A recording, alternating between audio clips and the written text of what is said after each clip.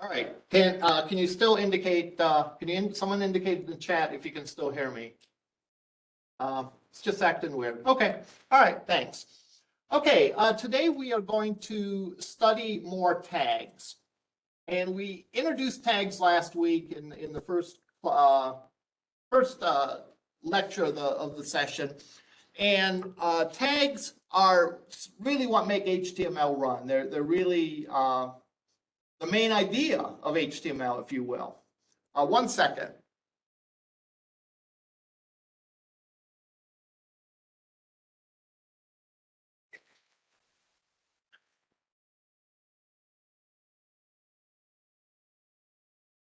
So when we study HTML, if we want to know how to do something, the question is what tag does this? So let's look at the example we had last time, and then we'll build upon it.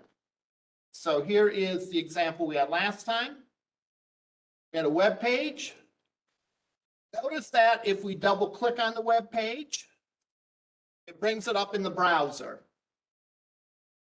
If we right mouse on the web page and say open with, we can pick any one of these options. And I'm going to pick today, and probably for the rest of the course, I'm going to pick Visual Studio Code, which is a free application you can download, and it has some nice features in it. So I'm going to use that. But by all means, you don't have to. You can use a plain text editor like Notepad, or you can use Notepad++. If you're on a Mac, you can use TextEdit with some settings you have to make it work really right. At any rate, here is the code of the page.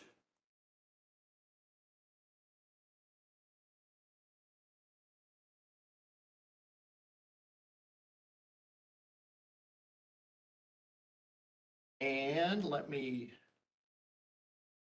Control plus equal. And if you notice that, we have some tags here. And tags are included in these square, sort of triangle-shaped brackets. And tags typically come in pairs. There's the starting tag, and then there's the ending tag. And everything between the starting and ending tag is part of that tag. We have a few standard tags that are going to be on every single page that we create. We have the HTML tag, which starts at the beginning and goes to the end. Everything inside of it is part of this web page. We have a head section and we have a body section. So every page you create is going to have at least these tags in it. The head is going to at least have a title in it. And again, notice how these are nested. The title is first example, and it's contained within the title tag, which is contained within the head tag. So if we look, this code is inside the title tag because it's between the start and ending tag for title.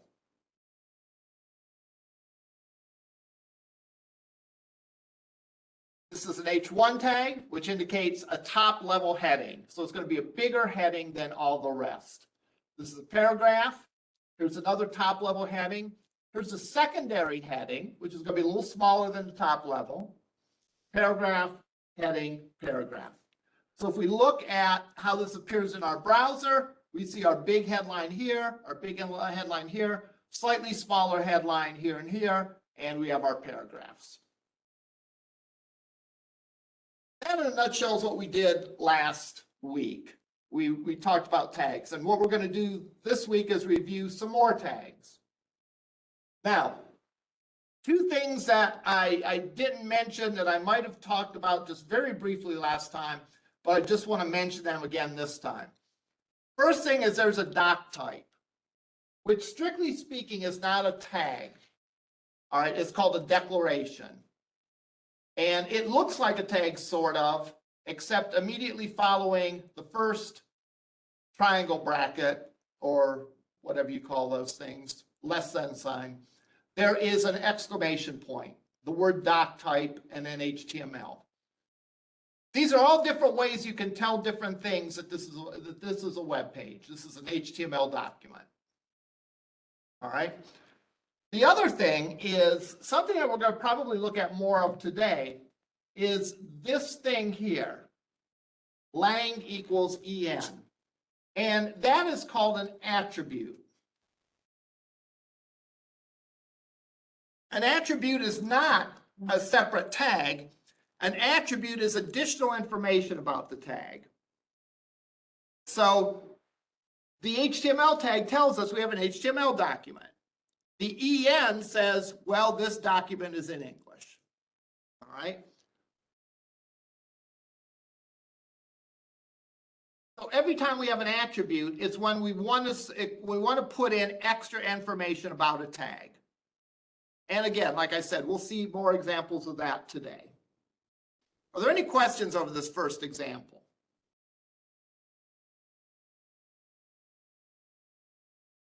Okay, nope. I saw the movie Nope over the weekend, so that was a good answer. All right. Let's look at our next example, which is posted to Canvas.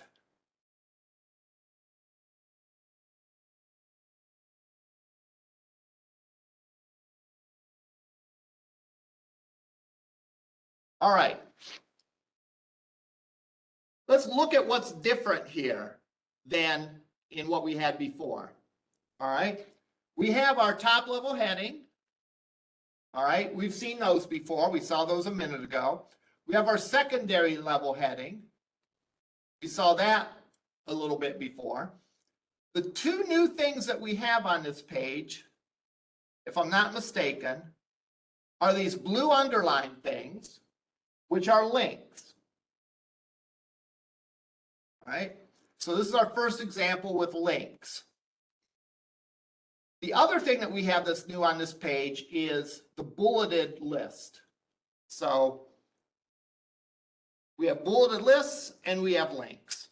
All right. So that's what we have that's new in this example that was not in the previous example.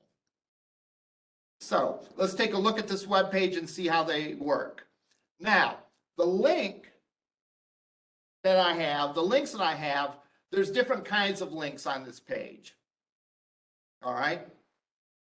One of them is a link to a section of the page. So for example, if I click on mobile development, notice how I'm brought to, oh, that's okay. Notice how I'm brought to the mobile development section of the page. If I click back to top, I go up to the top of the page. If I click networking, I go to the networking section of the page.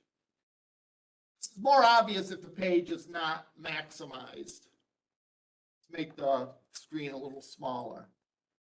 So if I go to mobile development's brought to the top of the page. If I click back to top, I'm taken to the top of the page. So this is sort of what's called an internal link. It's a link like you have links to other web pages. The difference is it doesn't go to another web page. It goes to a different section of the current page you're on. Okay. You often see this with frequently asked questions. All right. If you have frequently asked questions, a lot of times you see the list of questions on the top, and then you see the links that go to a different section of the page. Let me try to find an example online.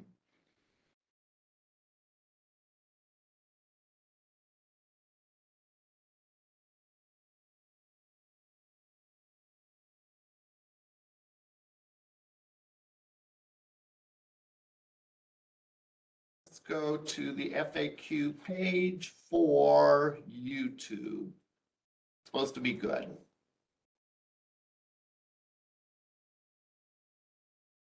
It's a little too.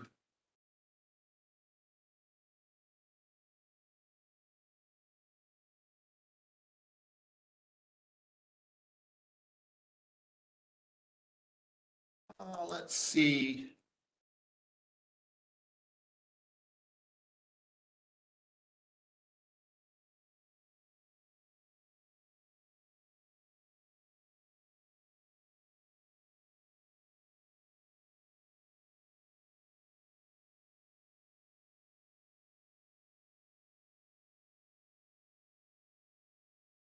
Can't find an example what I'm looking for.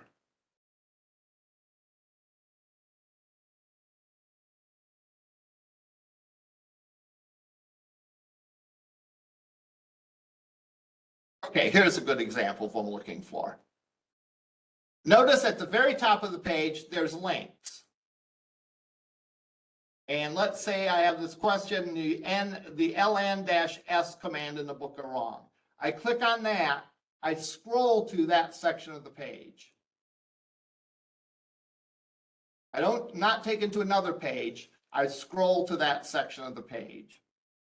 If I click another link, I scroll to that picture, section of the page. So what we have here is sort of the same thing. We have links at the top. When we click on those, we scroll to that section of the page. So that's one kind of link that we're going to look at today. It's a way to sort of provide an internal navigation. It's especially useful if you have a long page. If you have a long page, you can break it down into sections and then allow people to jump to those sections. And then we have a back to top link to take you to the back to the top of the page. A second kind of link that we have is a link to a brand new page. All right, a second page that we have created. And in this case, I say I have a link to my C# tutorial. If I click on that, I go to a brand new web page. All right, this is not a section of the first page, it's a brand new page. And I can click that and I can go back to the home page.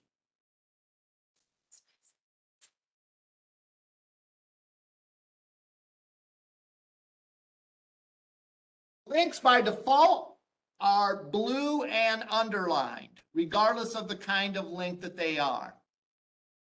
When they are clicked on, they change from the blue and underlined to sort of a magenta and underlined. And that's a useful navigation feature. It sort of helps the user to determine where they've already checked out, what pages they've already visited, and is useful in allowing the user, helping the user find the information that they need. There's actually a third kind of link, and that is a link to email. Now, email is not set up on this computer, so I'll show you part of it, but I won't show the whole thing. If you click this link, what it will do is it will open up Outlook or whatever the email is installed on your system.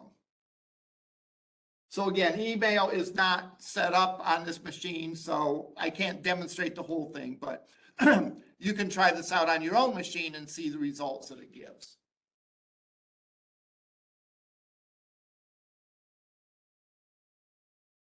All right, so let's look at the code and let's see what these links have in common, and let's see what's different about these links.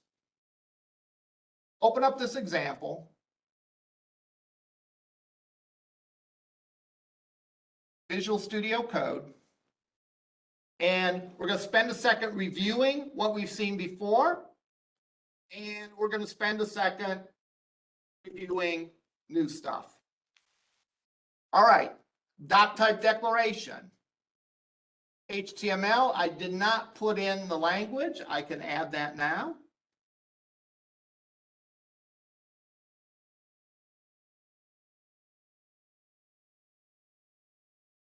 Notice this does some nice things for you. If, for example, you put in a quote, it creates the other quote for you.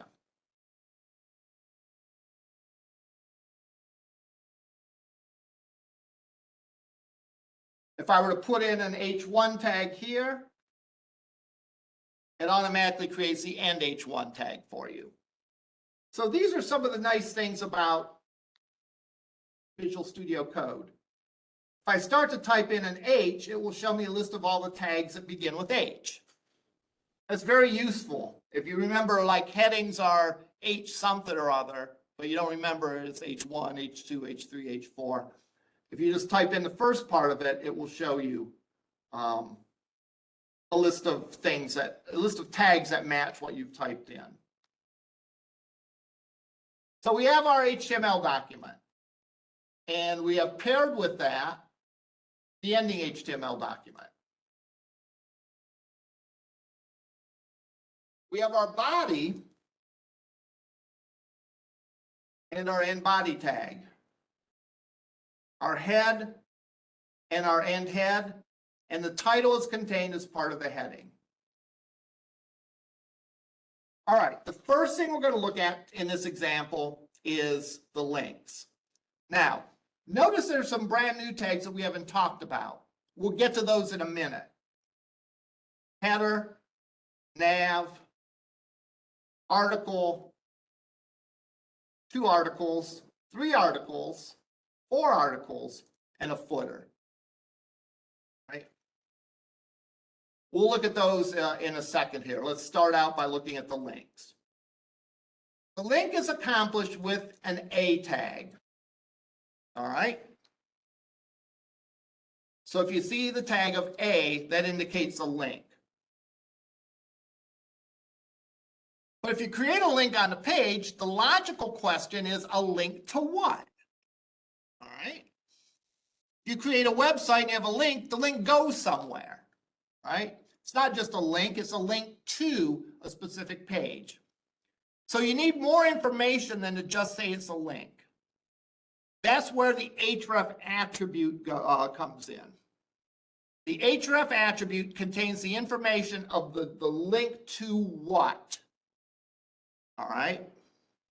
And in this case, when we see href equals, and we see enclosed in quotes are # programming, that means it goes to the section of the page that has an ID of programming.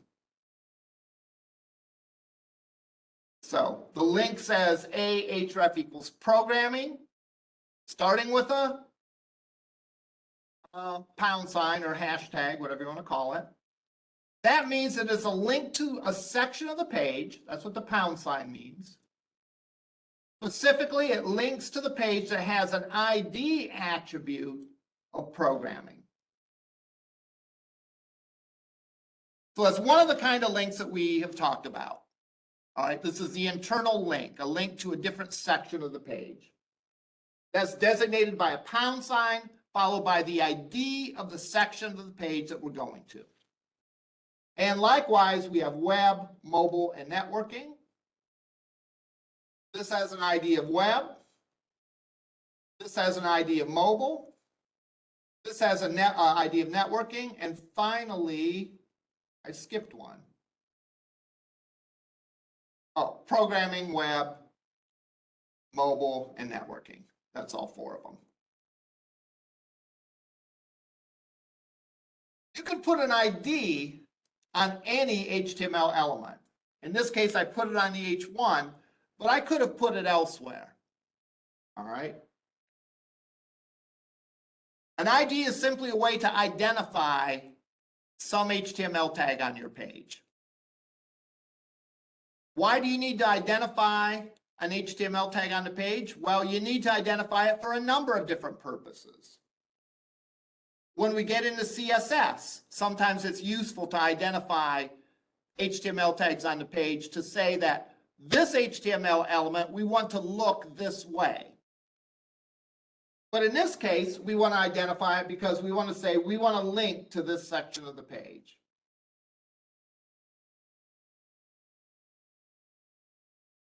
Now, notice that that's not the whole part of the A tag.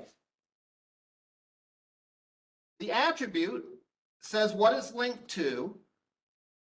It's part of the A tag. It's going to be attribute name equals value, and the value is enclosed in quotes. Just like we have attribute name equals value, and the value is included in quotes. Now there's more to this link. We have our end tag here, and then we have some text. That text is the value that we click on to make this link work. So for example, if we look at this page, if I want to jump to networking, I click on the word networking. Why? Because networking is between the start A tag and the end A tag. I could add some more text, say click on this.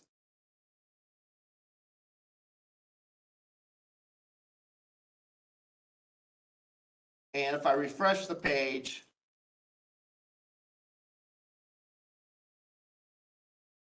it changes the text to that. If we have something outside of that A tag, it's not part of the link. So I'm going to put, can't click on this after the link.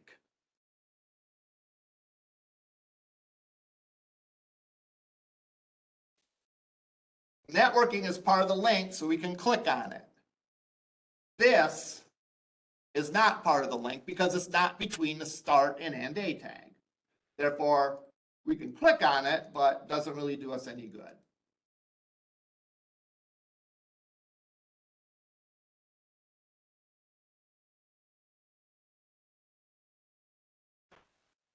What do you suppose will happen if we omit this?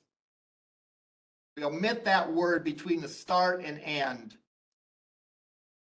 tag. Anyone here or in WebEx land have an answer for that? What happens if I don't have any text between the start and end link? Well, almost. Actually, what this says is it won't show a link. Exactly. All right. If I don't put any text between the starting and ending link, there's nothing to click on.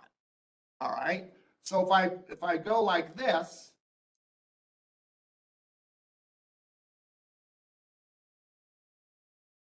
there's no place to click on for networking. Why is that? Because there's nothing between the starting and ending link. That's a very common mistake that students will make. Is they'll wonder, why doesn't my link show? All right. And the reason that your link doesn't show could be that you don't have anything between the start and end A tag.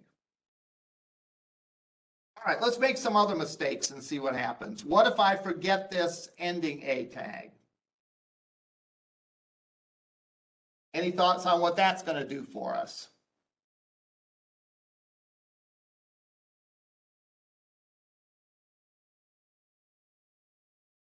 Let's find out. So what it did is it made more things part of the link. In other words, this programming is now part of that networking link because it didn't know where the link ended.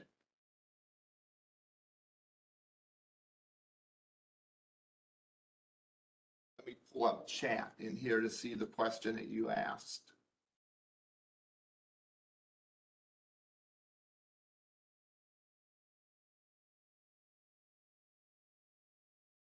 Is that the browser trying to decide where to think what should be links? More or less, yes. The browser is looking to try to figure out where the link ends. All right, because we didn't put that in there. And guess what? The browser is going to think the link ends when it finds the next end link tag.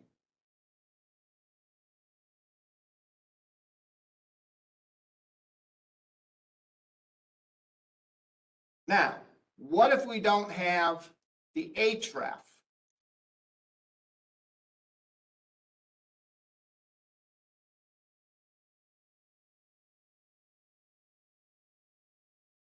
The href, it doesn't really recognize that as a link.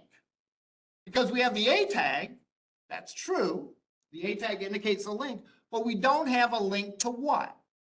Therefore, it's useless as a link tag, and the browser doesn't even display that as being a link. It's just text, exactly. It treats it just as text because there's no href to tell it what it's a link to.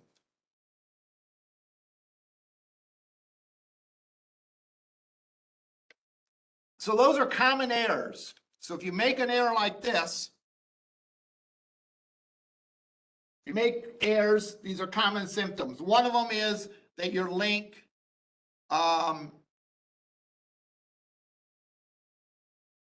doesn't show. And that's because you don't have any text between the start and ending link. One of them is that there's more stuff on the page underlined than should be. That could be that you forgot the ending A tag. The other one is it doesn't show up as a link. It just shows up as text, and that is because you forgot the href. I guess there's another thing that we could have.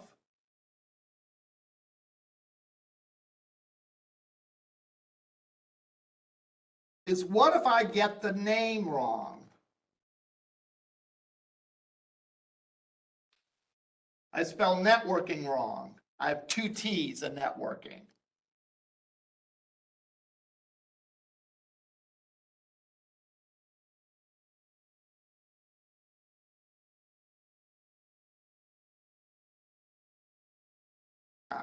That's not what I wanted to do. I need to put the pound sign here. That's a different problem.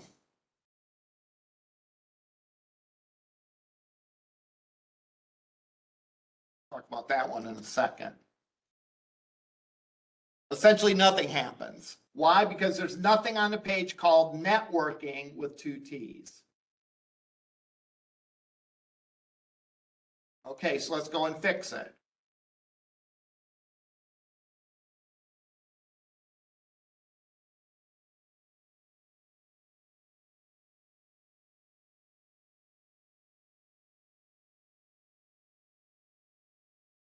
That doesn't work either. Even though I spelled exactly, it will show a link, but it will not lead to anywhere. Exactly. Why didn't this way work? It didn't work because IDs are case sensitive. So the ID down here says networking with all lowercase letters. Therefore, when you make the link, it has to be all lowercase letters too.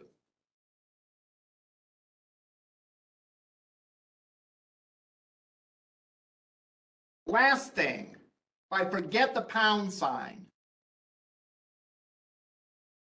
it recognizes that it's a link, all right, because href and there's text, but it doesn't realize it's a link to somewhere on the page. And therefore, when I click on it, it's looking for another web page called networking.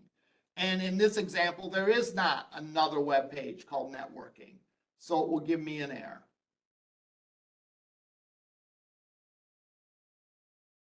So I need the pound sign if I'm linking inside the page.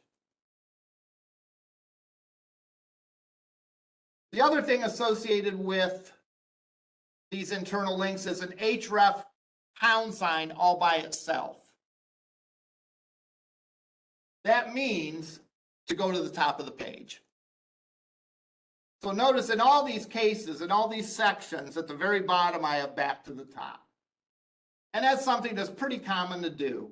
Because if you're going to link somewhere to the page, you want to get back up to the navigation.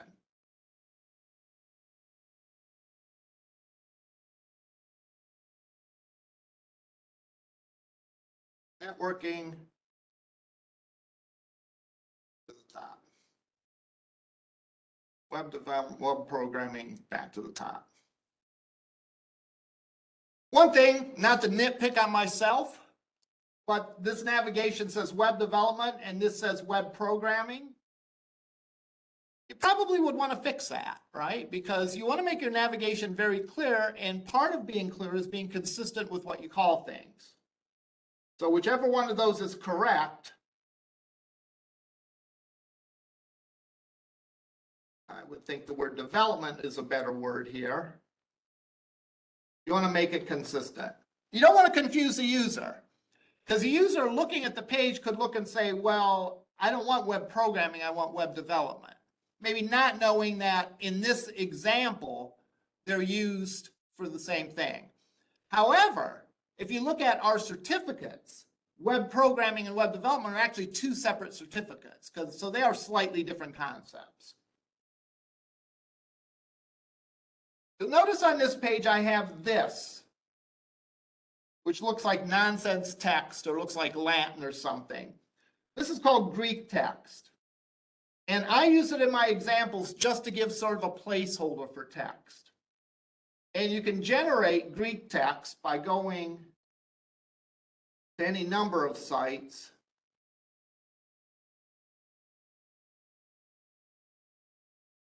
And you can say, give me 5 paragraphs of Greek text, and it will give you 5 paragraphs of this fake Latin text. And you can put that in because in this case, I didn't want to write all of the content in. I just wanted to have a placeholder to show you what the paragraph would look like. Now, you're allowed to do that when you're designing a web page, but a completed web page should not have that. So none of your assignments should have Greek text in them. All right. Let's look at the second kind of link. And that's a link to a second web page that I have created. And in this case, it's called tutorial.html. If they are in the same folder, which they are, all I need to do is put the name of the web page there, tutorial.html. And if you notice then,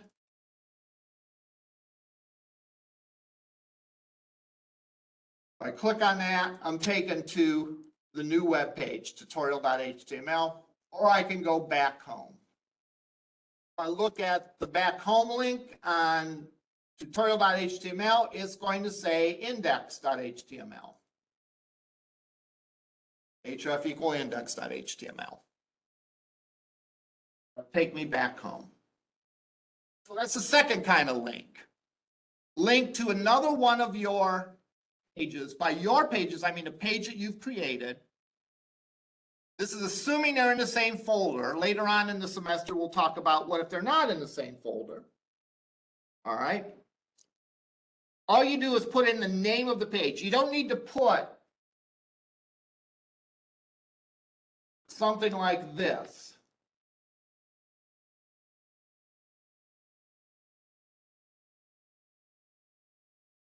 C colon blah, blah, blah, blah, blah. You don't need to do that. In fact, you shouldn't do that. That will work on your machine, but it won't work on my machine because I'm not likely going to have a folder called your name, all right, on my machine.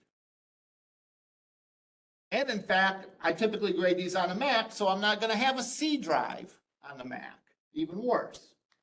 So if it's in the same folder, just put the name of the file. All right, that is the second kind of link.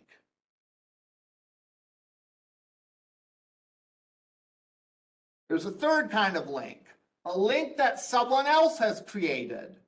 In this case, I have a link to the official Android site.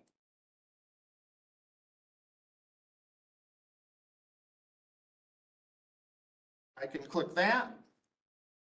I'm actually taken to the official Android page. To do that, you just put the URL in, and you need to include https:// before the address. If I don't include that, it's going to think that I have a web page on my disk called www.android.com. It's going to give me an error because I don't have that, obviously.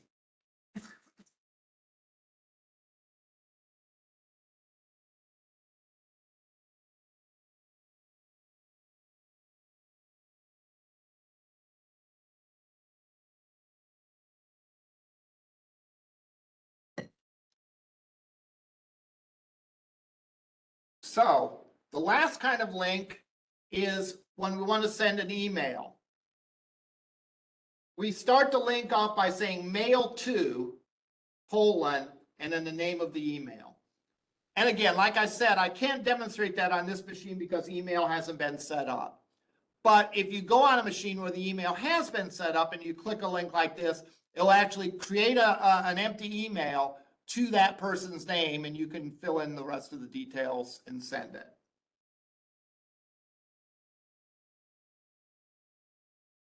So that's 4 kinds of links and some common problems associated with those links. An internal link, a link to another one of my pages, a link to someone else's page, and then finally, a link to email. And the difference between these is what the href looks like. Pound sign says it's a link to a different part of the page. The name of the file being here by itself indicates it's another one of my pages. The http:// indicates it's someone else's page on the web. If I were to put in tutorial.html here, it would look on the web for a site called tutorial.html. It wouldn't find it mine because it sees the HTTPS and it recognizes that that's a page of outside of my web pages. And then finally, a mail to link that starts with mail to. All right, so those are the common links. So one thing's down for today. Second thing on our list of things to cover is these bulleted lists. And I have a couple of them. We're going to start looking at this bulleted list. The UL tag indicates I have a bulleted list. All right. The LI tag is a list of list items. So each LI is a separate bulleted item on my list. LI, LI, LI. And they're all inside of the unordered list. So if we look at this, there's my bulleted list. The UL says it's a bulleted list. Each LI gets its own bullet point. This is very useful because a lot of times you write stuff in a concise way on the web. So rather than writing full paragraphs of information, a list sort of makes things stand out. So it's not uncommon to have unordered lists on your web page. Now the navigation of the page, the thing that allows us to go from page to page to page, is also an unordered list. The difference being, instead of just having plain text as a list item, it has a series of links. So you can put anything inside these list items that you want. All right. In this case, I just have plain text. In this case, I have links. Unordered list has a cousin, and that is ordered list. The difference is that the ordered list will show each line item, list item, numbered as far as its position in the list.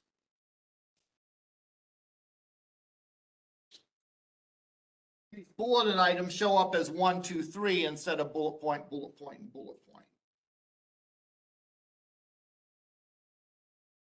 Do you use each? Well,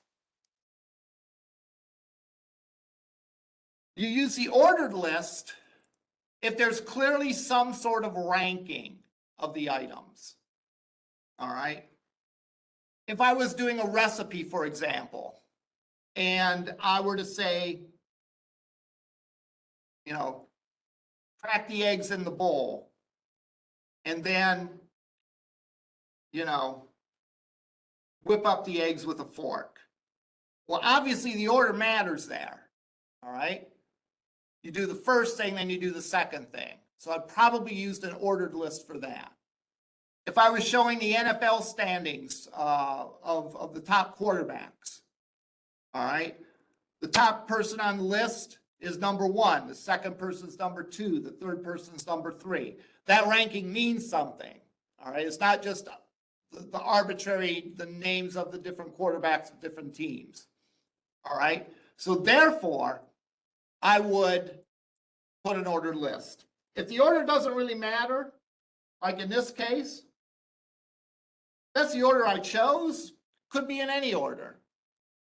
These links up here, I could have made web number 1 on my list, in which case I'm going to use an unordered list. Where the order matters less, use an unordered list.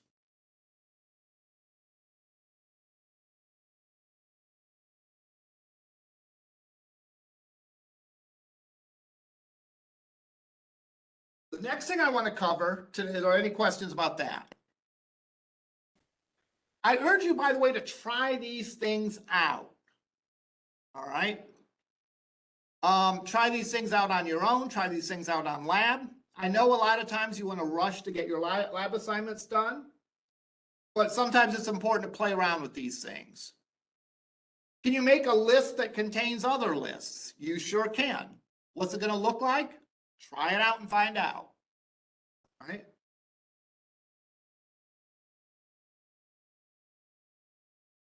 Now, next thing we're going to cover relates to the sections of the body of a page. And in this example, we have 4 kinds of sections. We have the header. Now, notice that's not head, it's header. All right. Sort of unfortunate that those 2 names are so close, but what are you going to do? The header indicates that it's sort of the banner on the top of the page. If you go to almost any website, you see that there's sort of a banner on the top of the page. Let's go to Amazon. The banner on the top of the page.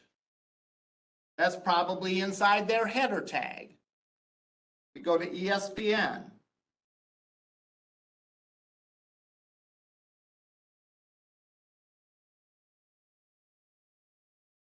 There's a banner on the top of the page.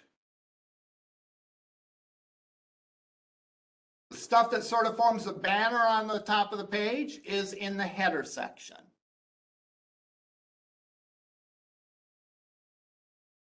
The second example is the navigation. And the navigation is how you get around the page or between pages. In this case, my navigation consists of internal links. Links to different sections of the web page.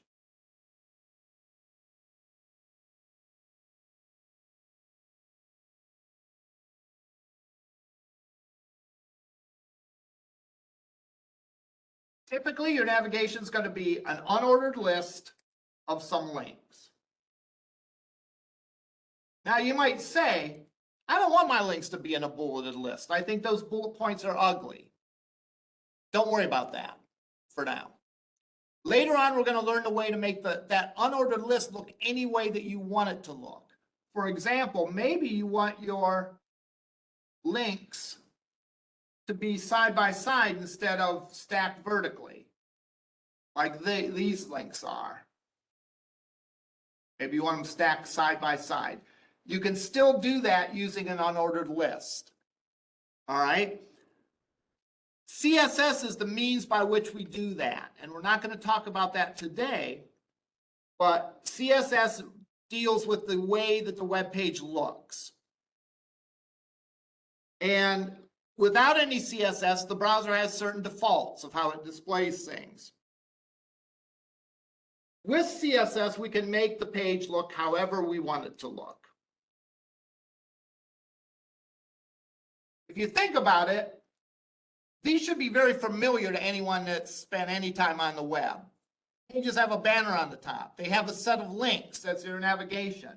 Then they have the actual meat of the page, so to speak. These different articles.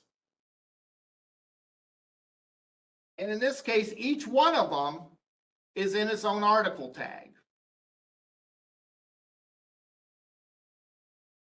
I suppose I could make everything in one article if I wanted to, but in this case, it makes more sense to me that these are 4 separate articles. I have 4 topics. There's an article about each one. Now, you might not notice any difference. If I took all these header, nav, article tags out, the page would still look the same. So why do we do that? We do that for a couple reasons. First of all, it's generally good to describe the content of our page as specifically as possible. And one of the big reasons for that is when we learn CSS, we can make different things on the page look different, and we can make the same thing on the page look the same. Let me give you for example. If I want all my articles to have a border and a gray background, all right, I can put CSS code that says every article on my website has a border and a gray background. And then not the header, not the navigation, but all the articles will look that way. And that's a very powerful thing to be able to do. The last thing that we're going to look at in this example is the footer. Let's see.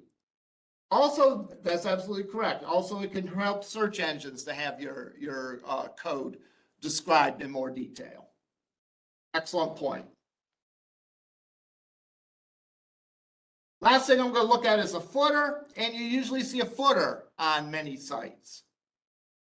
Footer usually has like copyright information, who you email if there's a problem, whatever, maybe some less important links. Like we look at Amazon, for example. Sort of the main links are these navigation items up here. But if we go to the bottom of the page, there's some sort of like less important links. Conditions of use, privacy notice, and the copyright notice. So you're typically going to have most, if not all of these on every page. You're going to have a header. You have a nav. You're going to have one or more than one article. And you're going to have a footer. Now, there's two more sections that we have on web pages. Two more tags for sections, I should say. And they are the section tag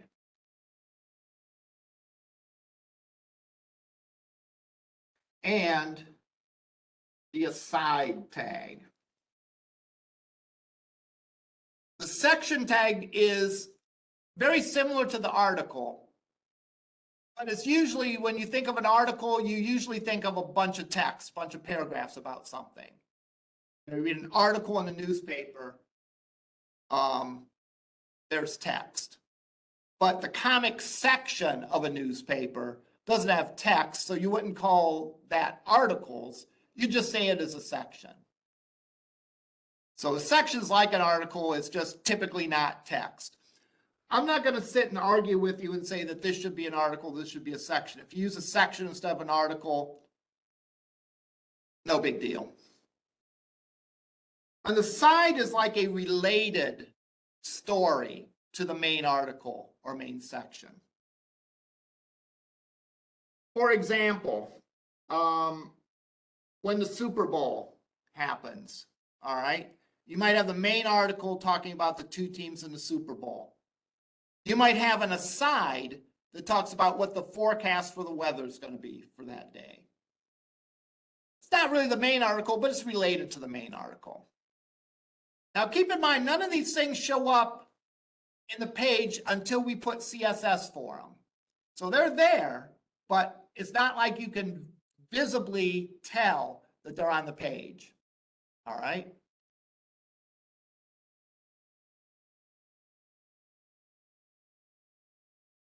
Your homework assignment for this week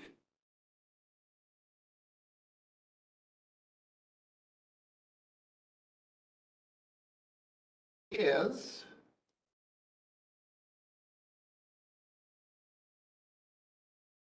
to pick a topic you're interested in. I have students say they can't think of a topic. Just pick something, you know. Pick something you're interested in. Pick a movie or something. You absolutely could pick a movie.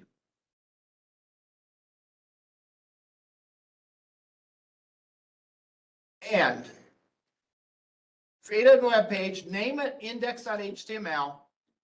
Make sure your page has a header, 3 sections, which could either be an article or a section or an aside, a navigation section,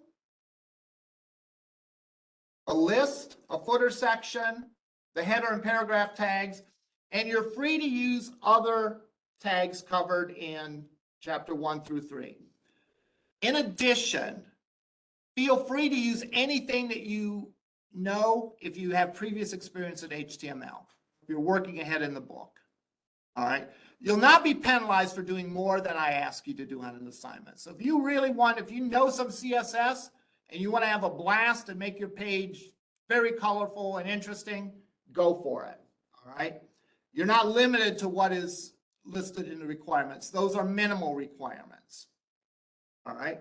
Your page, when it's done, should look like a very basic, but a complete web page. All right. Now, if you do some extra stuff, I might point out different ways that you could accomplish the same thing that we're going to study in the class. Don't be offended or think that, you know, that's bad what you did or whatever. It's just an educational moment because some things, depending on when you learn web development, a lot of things now is done in CSS compared to in the old days, things were done in HTML. So don't think you're being penalized or anything. Are there any questions?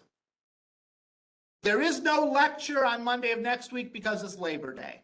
All right. I am going to post, in fact, I've already posted the lecture for week 3 from last semester, spring of 2022. So I might look, well, no, I'm not,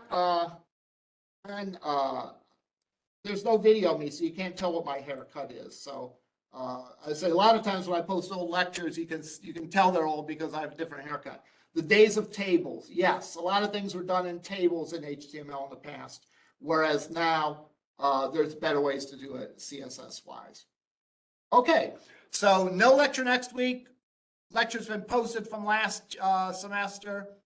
We'll see you in 2 weeks, but by all means, if you have any questions whatsoever, please email me. I can't emphasize that enough. I hate to hear of students that struggled 8 hours trying to figure out why this link didn't work. Struggle on it for a while, follow my suggestions that I've offered in class. If it still doesn't work, after you've struggled with it for a reasonable amount of time, then contact me. All right, we'll talk to you next week.